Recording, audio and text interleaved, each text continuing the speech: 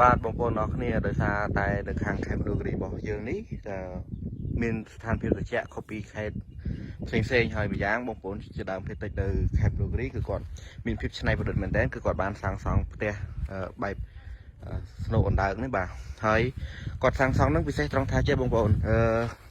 គាត់អាចសម្រាកនៅខាងក្នុងនេះសងខាងហើយទលាយល្អផ្ទះ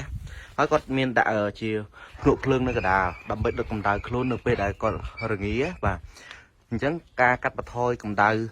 កាត់បន្ថយរងាបានដោយសារគាត់មានភ្នក់ភ្លើងគាត់នៅកណ្ដាលអញ្ចឹងទៅគាត់ដាំបាយដាំទឹកបានហើយគាត់អាចកម្ដៅខ្លួនបានល្អ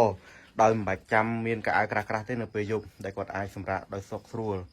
ការពារនៅជំងឺតម្កាត់ផ្សេងៗនេះជាផលប្រយោជន៍មួយនៃការសាងសង់ផ្ទះបែបស្នូកអណ្ដើកនៅខាងខេត្តមណ្ឌលគិរីរបស់បងប្អូនជាដើមភេទរបស់យើងក៏សូមបញ្ជាក់ថាទីតាំងផ្ទះមួយនេះគឺស្ថិតនៅក្នុងភូមិពូតាំងសង្កាត់រមនីក្រុងសែននរមខេត្តមណ្ឌលគិរីដែលពុកម៉ែបងប្អូនអញ្ជើញមកលេងកំសាន្តនៅខេត្តមណ្ឌលគិរីអាចមកទស្សនាក៏ដូចជាសូមពួកគាត់ថតរូបលេងកំសាន្តក៏ដូចជាមានការរាំលេងជាមួយនឹងបែបប្រពៃណីការស្លៀកពាក់ប្រពៃណីដែលយើងអាចជួលជាខោអាវរបស់គាត់បានក្នុងតម្លៃសមរម្យ